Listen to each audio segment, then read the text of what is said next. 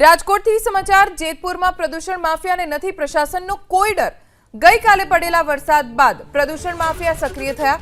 વરસાદી પાણીની આડમાં કેમિકલયુક્ત પાણી ભાદર નદીમાં છોડવામાં આવે છે। પાંચ પીપળા અને કેરાળી વચ્ચે પસાર થતી ભાદર નદીમાં કેમિકલયુક્ત ફીણ જોવા મળ્યું। દર વર્ષે ચોમાસામાં પ્રદૂષણ માફિયા ભાદર નદીની આડમાં દૂષિત પાણી છોડે છે અને પાણી ભાદર 2 ડેમમાં ભળે છે। પ્રદૂષિત પાણીથી ન માત્ર લોકોના આરોગ્ય પર ખતરો છે પણ ખેડૂતોની જમીનને પણ નુકસાન થઈ રહ્યું છે। જો કે જેતપુર ડાઇંગ એન્ડ પ્રિન્ટિંગ એસોસિએશનના પ્રમુખનું કહેવું છે કે 4 દિવસથી તમામ કારખાના બંધ છે। કેરાળી પાસે ગેરકાયદે એકમો પાણી છોડે છે જેના કારણે અમને ભોગવવું પડે છે। જેતપુરમાં પ્રદૂષણ માફિયાઓ ફરી બેફામ બન્યા છે ત્યારે હું આપને સીધા દ્રશ્યો બતાવવાનો પ્રયત્ન કરી કે આપ જોઈ શકો છો કે કેરાળીની જે ભાદર નદી આવેલી છે તે ભાદર નદીમાં છે તે કેમિકલ માફિયાઓ દ્વારા છે તે કેમિકલયુક્ત પાણી છોડી દેવાતા અત્યારે કાશ્મીર જેવી છે તે નદીના દ્રશ્યો છે તે જોવા મળી રહ્યા છે। ત્યારે ઠેર ઠેર છે તે ફીણ ઉડી રહ્યા છે। ત્યારે કહી શકાય કે ગઈકાલે જે રીતે ભારે વરસાદ વરસતા જ ભાદર નદીમાં છે તે પાણીની સાથે કેમિકલ માફિયાઓ દ્વારા છે તે કેમિકલયુક્ત પાણી છોડી દેવાતા અત્યારે ભાદર નદી છે તે અતિ પ્રદૂષિત બની ગઈ છે અને આ પાણી છે તે ભાદર 2 માં જાય છે અને ભાદર 2 માંથી જે પીવામાં અને ખેતીવાડીમાં છે તે આ પાણી ઉપયોગ લેવામાં આવે છે। ત્યારે દર ચોમાસામાં છે તે આ બીજો રાઉન્ડ છે। પ્રથમ રાઉન્ડમાં પણ જ્યારે વરસાદ પડ્યો હતો ત્યારે આ જ પ્રકારની પરિસ્થિતિ હતી। ત્યારે ગઈકાલે જે રીતે ભારે વરસાદ પડ્યો હતો ત્યારબાદ ફરી કેમિકલ માફિયાઓ દ્વારા છે તે આ પ્રદૂષિત પાણી છે તે ભાદર નદીમાં છોડી દેવાતા અત્યારે ભાદર નદી છે તે ફરી પ્રદૂષણ બની ગઈ છે। ત્યારે કહી શકાય કે જે રીતે જીપીસીપીની ઓફિસ પણ અહીં હોય, કાર્યાલય પણ અહીં હોવા છતાં પણ જીપીસીપી દ્વારા છે તે કોઈ પગલાં ન લેવામાં આવતા અવારનવાર આ પ્રદૂષણ માફિયાઓ દ્વારા છે તે ભાદર નદીમાં પાણી છોડીને ભાદર નદીને છે તે પ્રદૂષણયુક્ત બનાવે છે। ત્યારે સ્થાનિકોની માંગ છે કે તાત્કાલિક આ પ્રદૂષણ માફિયાઓને પકડી અને ભાદર નદીને છે તે ચોખ્ખી કરવામાં આવે। નિલેશ, મારું એબીપી અસ્મિતા, જેતપુર। પણ હું જોઉં છું કે આ પાણી કાયમીના માટે કેમિકલ વાળું આવતા જતા માણસને ગમે એને નુકસાનકારક, ઢોરને, જમીનમાં, માણસને બધાને આ ચામડીનો રોગ થાય છે, નુકસાન થાય છે। તો સરકારે ગમે આનો કંઈક પગલું લ્યો। ખેતીમાં આ જમીન પાણી જાય એટલે સાર બાંધી જાય, સાર બાંધવાથી મોલ થતો નથી, મૂર્યું બગડી જાય, હરી જાય તો આ ભાદર 2 માં જાય છે। બે ના લોકો શું કરતા છે? એને પીવામાં જાય તો એ લોકો શું કરતા છે? તો આનો સરકારે કંઈક અમલ કરો। જે ત્યાં કેરાળી પાસે ડાઉન સ્ટેપમાં ધોધ તો અહીંયા પડે છે પણ અહીંયા કોઈ ફીણ થતા નથી।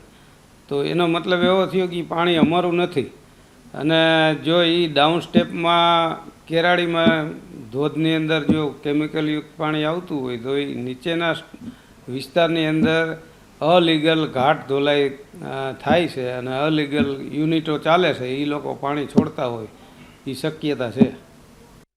આપણી સાથે ધોરાજીના પૂર્વ ધારાસભ્ય લલિતભાઈ વસોયા જોડાઈ ગયા છે। લલિતભાઈ, આટલું પ્રદૂષણ નદીમાં છોડવામાં આવે છે, જીપીસીબીને આટલી રજૂઆતો થાય છે, કેમ ક્યારે કોઈ કાર્યવાહી નથી થતી? બહુ સીધી અને સ્પષ્ટ વાત છે કે સરકારની એની ઉપર મીઠી નજર ન હોય તો કોઈ દિવસ આ કોઈ ઔદ્યોગિક યુનિટો ભાદર નદીની અંદર આ પ્રદૂષિત પાણી છોડી ન શકે। બીજું, મેં હમણાં સાંભળ્યું કે ડાઇંગ એન્ડ પ્રિન્ટિંગ એસોસિએશનના પ્રમુખ ભાઈ શ્રી જયંતિભાઈએ પણ સ્વીકાર્યું, મીડિયામાં તમને કીધું કે અનલીગલ આવા યુનિટો ચાલે છે અને એને કારણે એ લોકો આમાં પ્રદૂષિત પાણી છોડે છે।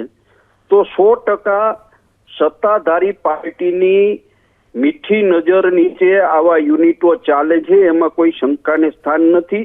અને ભારતીય જનતા પાર્ટીના આગેવાનો જ આપને ખ્યાલ હોય તો 2021ની અંદર સરકારે કોંગ્રેસના આંદોલન પછી જેતપુરનું કેમિકલ યુક્ત પાણી સીધું દરિયામાં ઠાલવવા માટે ડીપ સી યોજના 600 કરોડ રૂપિયાના ખર્ચે બનાવી। આના ટેન્ડરો થઈ ગયા, કંપનીને કામનો વર્ક ઓર્ડર આપી દેવામાં આવ્યો અને ત્યાર પછી ભારતીય જનતા પાર્ટીના, હું નામ સાથે કહેતા અચકાઈશ નહીં, અર્જુનભાઈ મોઢવાડિયા અને અમારા સાંસદ મનસુખભાઈ માંડવિયા જ્યારે પોરબંદરના ખારવા સમાજે અને પોરબંદરના લોકોએ જ્યારે આંદોલન કર્યું કે આ યોજના બંધ રાખવી, ત્યારે એમની જ મીઠી નજર નીચે કામો બંધ રહ્યા। ત્યારે ખરેખર તો આ મુદ્દા ઉપર જેતપુરના ધારાસભ્ય જયેશભાઈ રાદડિયા, અમારા ધોરાજી ઉપલેટાના ધારાસભ્ય મહેન્દ્ર પાડલિયા અને કુતિયાણાના ધારાસભ્ય કાંધલ જાડેજાએ આ યોજનાની અમલવારી તાત્કાલિક ધોરણે થાય તો જ આ વસ્તુના આ કેમિકલ યુક્ત પાણીનો નિકાલ આવે. કારણ કે સરકારના જે અત્યારે સત્તાધારી પાર્ટી છે એમના ઠેકેદારોના જ અનલીગલ આ ફેક્ટરીઓ બધી ચાલે છે અને કરોડો રૂપિયા, કદાચ તમને નવાઈ લાગશે અને જે એબીપી અસ્મિતા સાંભળતા હશે, મારો અવાજ સાંભળતા હશે, એમને નવાઈ લાગશે કે આ કરોડોની વાત કરે છે, પણ આ યુનિટો દ્વારા કરોડો રૂપિયા ભારતીય જનતા પાર્ટીને અને જીપીસીબીના અધિકારીઓને આપવામાં આવે છે અને એમની જ મીઠી નજર નીચે આ પાણી ભાદર નદીની અંદર છોડવામાં આવે છે આક્ષેપ સાથે. અને જો ખરેખર આ મારો આક્ષેપ ખોટો હોય તો આજે જ ભારતીય જનતા પાર્ટીના લોકોએ આ અનલીગલ જે યુનિટો ચાલે છે એ યુનિટો ઉપર દરેડા પાડીને એ યુનિટો બંધ કરાવવા જોઈએ. ઓકે લલિતભાઈ, આભાર એબીપી અસ્મિતા સાથે વાત કરવા માટે.